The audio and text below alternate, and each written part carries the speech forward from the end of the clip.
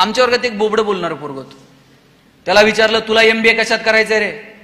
तो म्हटला, सर मला मार्केटिंग मध्ये MBA करायचंय. म्हटलं, त्याला र बोलता यायचं नाही. सर म्हटले, तुला नीट र बोलताय ना, तू मार्केटिंग मध्ये काय MBA करणार? तुझं बॅकग्राऊंड कॉमर्स आहे, तू फायनान्स मध्ये MBA कर. पोरग वर्गात उठून उभं राहिला, म्हणला, सर कलनाल तर मार्केटिंग मध्ये MBA कलनाल, नाही तर शिकणार नाही. म्हटलं, सर म्हटले, तुला काय करायचे ते कर.